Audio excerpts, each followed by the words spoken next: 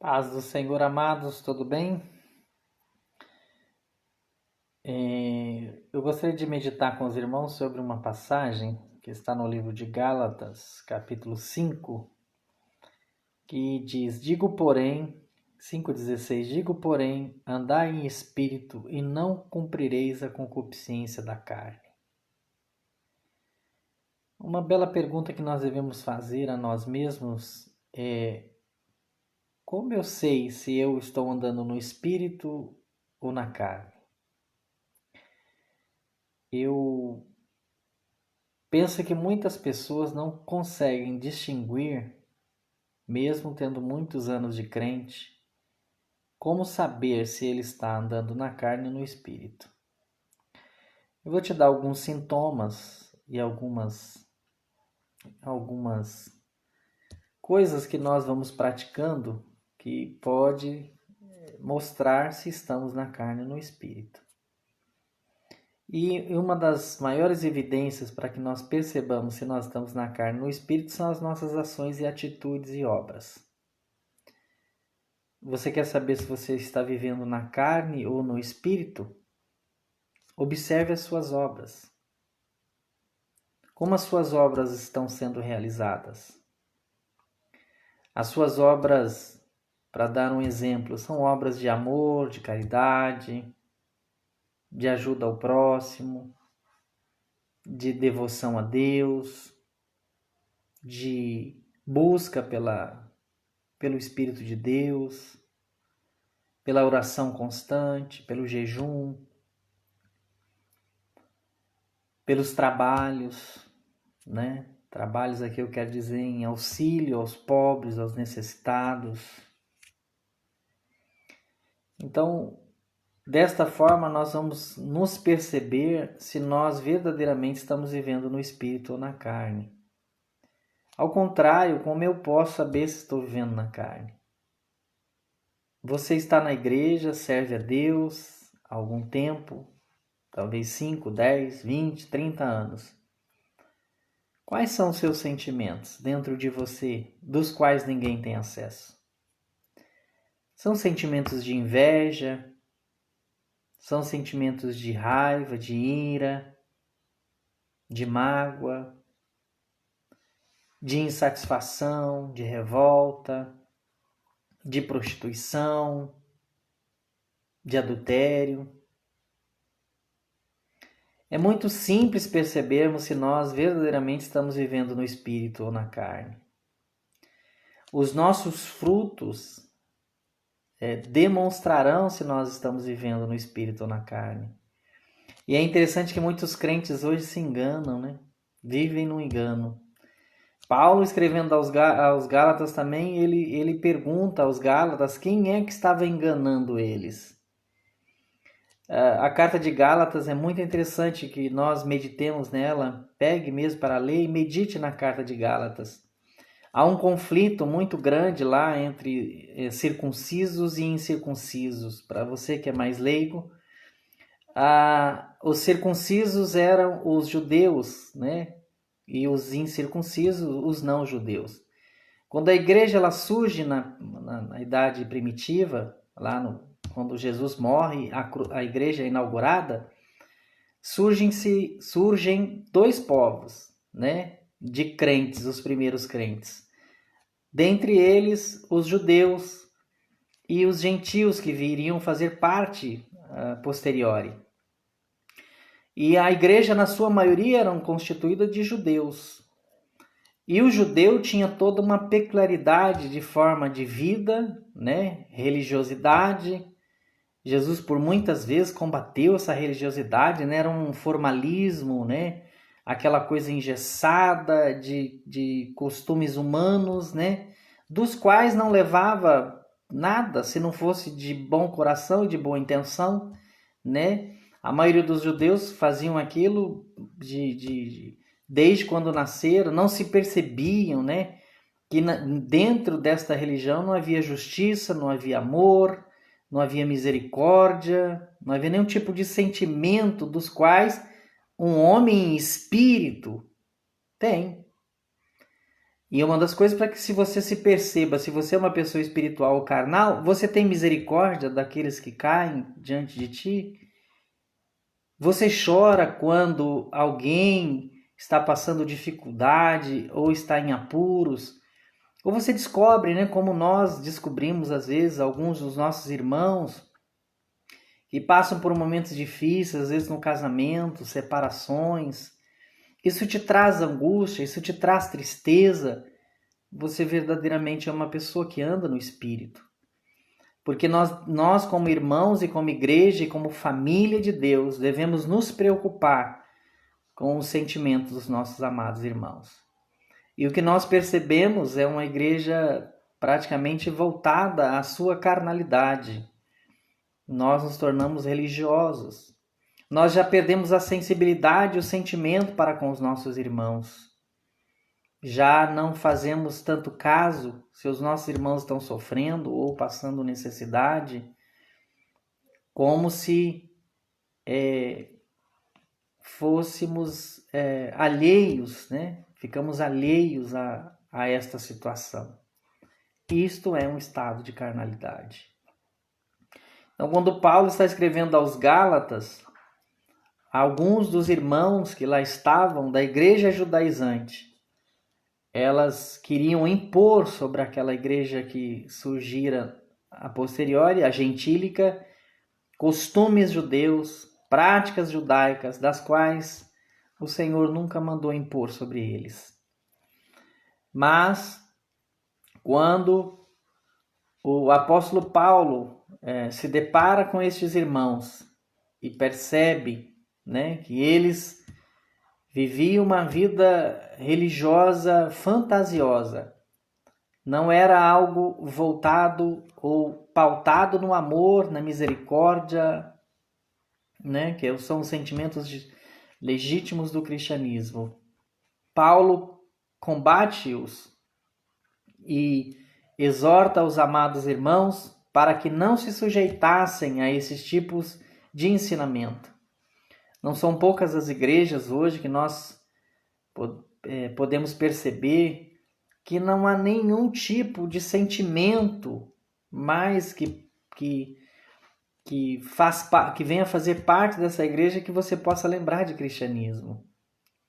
São verdadeiras seitas, né?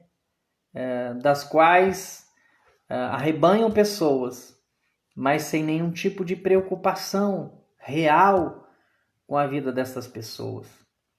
Então, uma das formas de nós identificarmos se nós somos crentes espirituais ou crentes carnais é só você se perceber e notar as suas obras.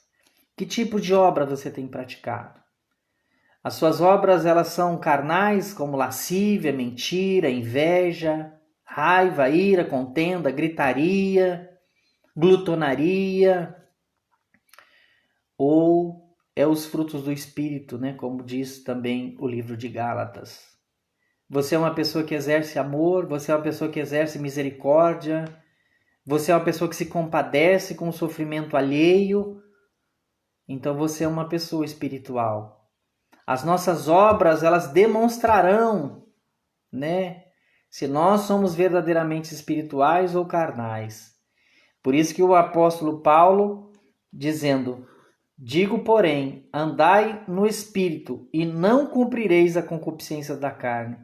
Quando nós andamos no Espírito, este poder satânico, diabólico, que é a concupiscência, né, através do nosso corpo carnal, né? Nosso corpo é como se fosse uma natureza muito tendenciosa ao pecado, ao mal.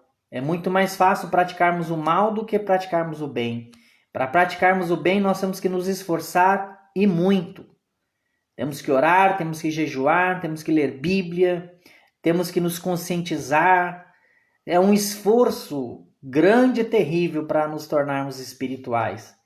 Mas é a coisa mais fácil, mais rápida, nos tornarmos carnais. Eu não sei se você já viu, diante da sua vida de fé, Alguns irmãos que eram uma bênção na igreja, jejuavam, oravam, faziam vigílias, iam para o monte, viviam uma vida pautada na palavra de Deus, tinham bons ensinamentos, boas instruções, bons conselhos, mas de repente ele, por algum motivo, ao não fazer manutenção da sua fé, foi se desligando das verdades bíblicas e acostumando-se, né, como diz o apóstolo Paulo, às coisas do mundo.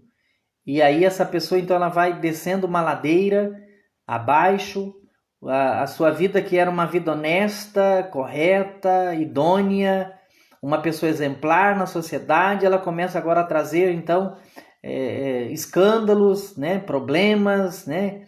E eu posso citar alguns aqui. Eu fui pastor em Poços de Caldas e não eram poucos os casos que nós vimos, né, de irmãos que compravam e não pagavam, né, que davam calote nos seus próprios irmãos, né? Uma pessoa dessa, ela não tem uma natureza espiritual, ela tem uma natureza, ela ainda continua debaixo da servidão do pecado, cuja sua natureza má e perversa está lhe destruindo dia a dia. Então, quando você se perceber isto, lute contra isto. O esforço de ser santo, irmãos, não é fácil. E hoje nós vivemos um momento em que a igreja passa por dificuldades terríveis. Eu tenho pregado na rádio e Deus tem me dado essa orientação, a falta de líderes que ensinem a palavra de Deus. A única coisa que vai lhe guardar, lhe libertar, lhe proteger é a palavra de Deus, é a leitura bíblica, é o estudo bíblico, é a meditação na palavra. Não é simplesmente pegar a Bíblia e ler como um livro qualquer, mas é meditar. O salmista diz que guardei a sua palavra no meu coração para eu não pecar contra o Senhor. Muitas vezes mediante ou na iminência do pecado, porque todos nós, sem exceção, somos tentados. Tentados não por Deus, mas pela nossa própria natureza. A nossa natureza pecaminosa nos leva com muita facilidade ao pecado, aos desejos mais absurdos possíveis. E como eu preguei na rádio também sábado, no livro de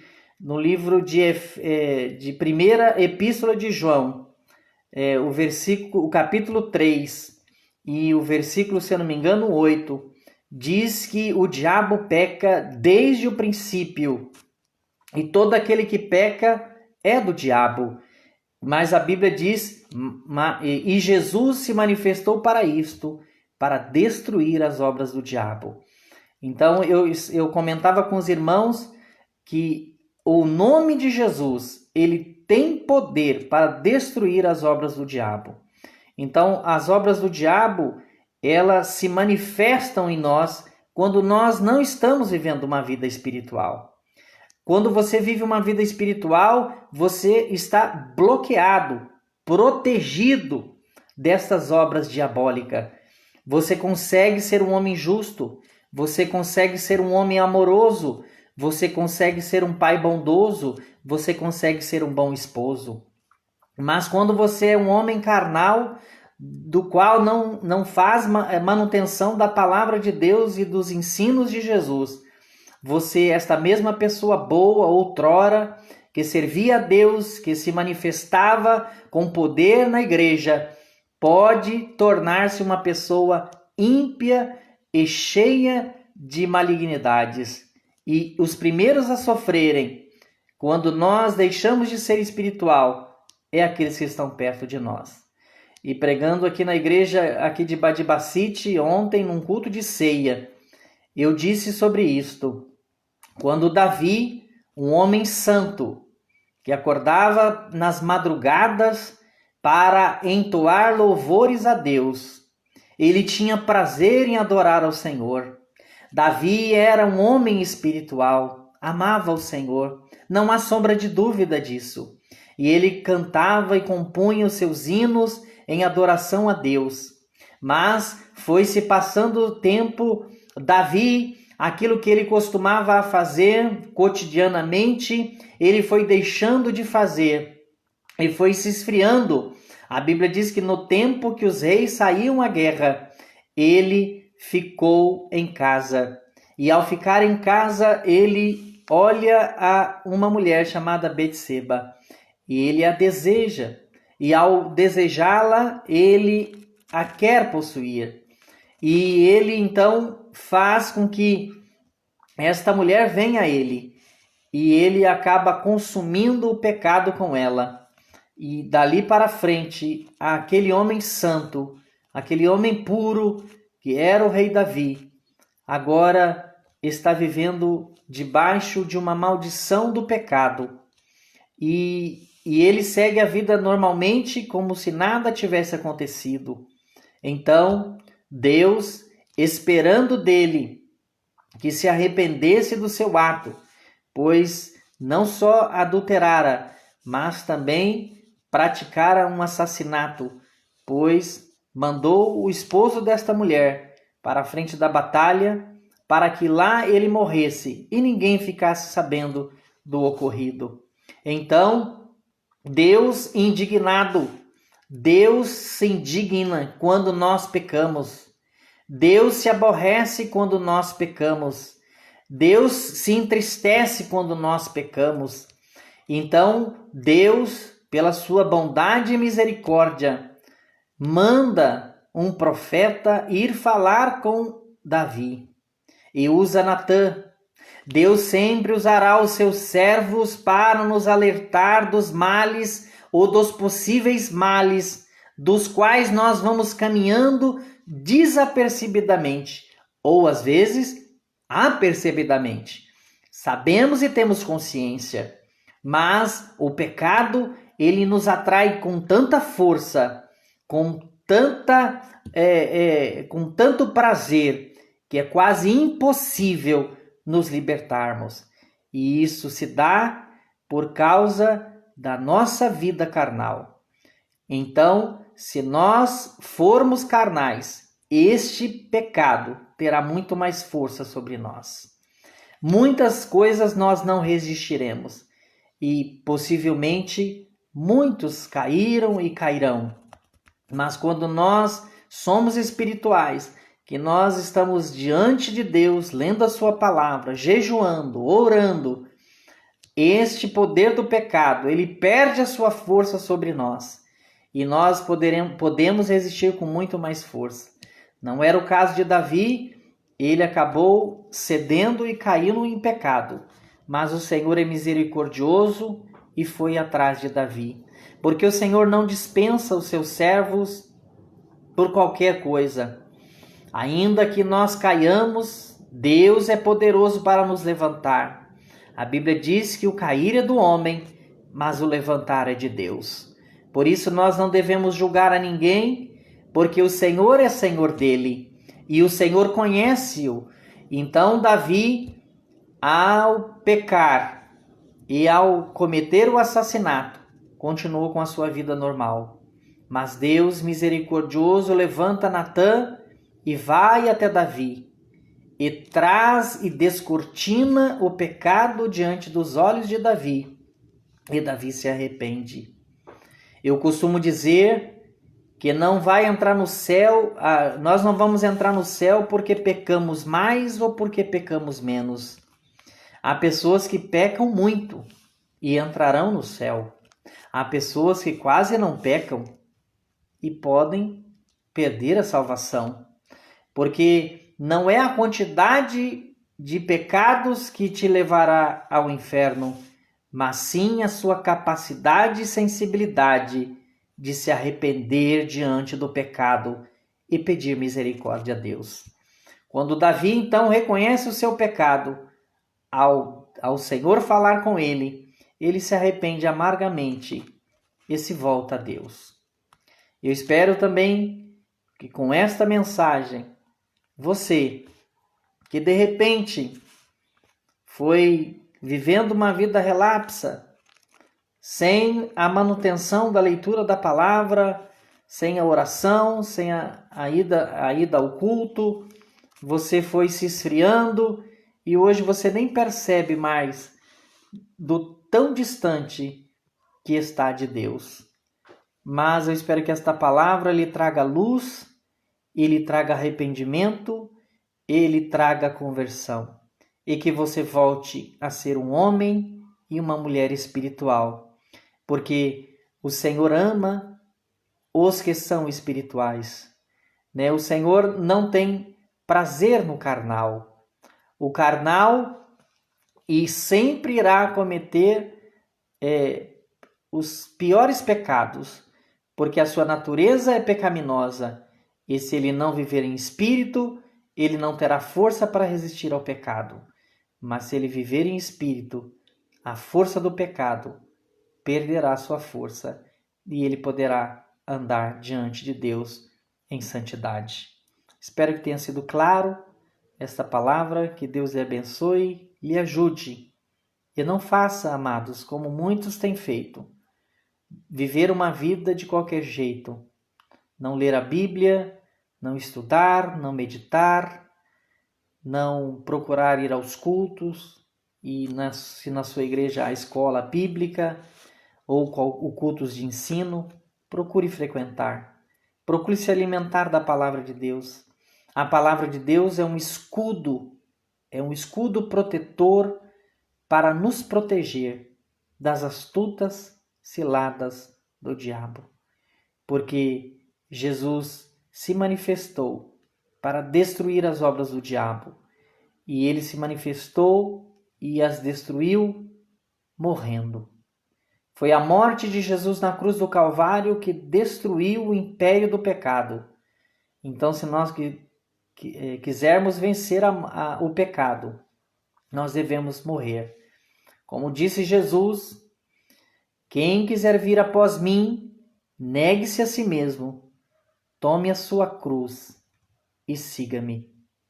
Este é o segredo para viver uma vida santa em espírito diante do Deus Todo-Poderoso. Que Deus os abençoe em nome de Jesus.